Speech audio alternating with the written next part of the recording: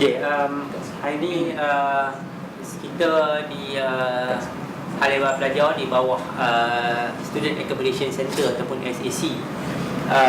Kita buat dua aktiviti sebenarnya. Satu, kita menanam kapsul, dan yang kedua kita menanam pokok. Dua-dua pun tanam.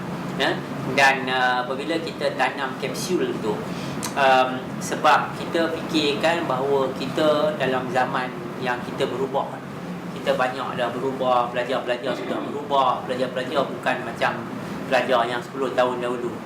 Kemahuan mereka pun telah berubah, tak serupa lah. Saya ingat macam kalau kita tengok pelajar yang mungkin 10-15 tahun dahulu, kehendak-kehendak mereka adalah tidak sama. Sebab sekarang dia dah dapat banyak exposure, banyak pendedahan. Kalau kita tengok di jalan raya, orang travel all the time. Kalau kita pergi ke gurun, sudah kalau kita tengok pada bila-bila hari pun di gurun tu penuh dia punya R&R.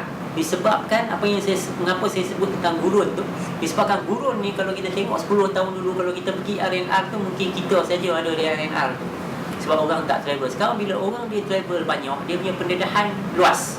Jadi bila pendedahan dia luas, dia telah berubah daripada segi minda dia, daripada segi apa yang dia dah biasa. Jadi kita di SAC pun perlu berubah lah. Di Hal Ehwal Pelajar keseluruhannya perlu berubah. Dan apabila Hal Ehwal Pelajar perlu berubah, SAC tentunya perlu berubah sekali.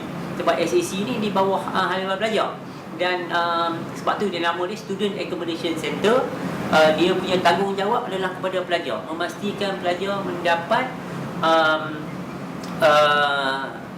perkhidmatan yang terbaik lah, daripada segi accommodation, daripada segi dia punya fasiliti yang berada dalam kampus dan sebagainya.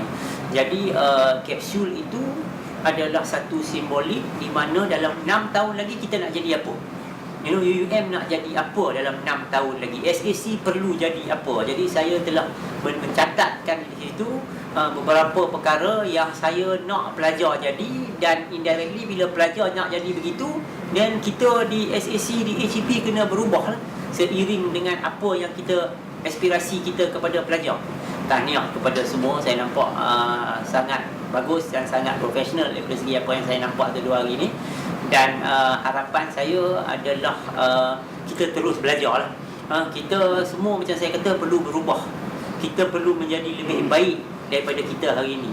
Jadi harapan saya adalah pelajar-pelajar mengambil peluang berada di UUM ini untuk melibatkan diri dalam segala aktiviti yang boleh untuk mendapat pengalaman. Apabila kita buat satu perkara tu, kita semua perlu belajar daripada kesilapan. Jadi kalau kata kita terus nak jadi perfect, tak ada orang boleh jadi perfect begitu saja. Jadi dia kena belajar berterusan. Sebab tu kalau kita tengok satu daripada teras kemahiran insaniah kita adalah lifelong learning. Lifelong learning ni adalah pembelajaran sepanjang hidup. Ya, jadi maknanya kita di IKPN sekarang kita belajar ini. Lepas ni kita nak kena tengok future kita nak jadi apa pula. Kita kena berfikir, okey apa dia? Mungkin kita nak pergi ke degree pula, masuk UTM ke UUM ke, buat pengurusan filem, pengurusan media dan sebagainya. Jadi maknanya kita tak boleh kata kita dah ada satu benda, kita nak berhenti di situ saja. Jadi kita kena terus, itu harapan saya lah, kalau pelajar dapat sebanyak yang mungkin dalam UUM ini, dapat belajar daripadanya dan belajar daripada kesilapan. Jadi lepas ni kena reflect.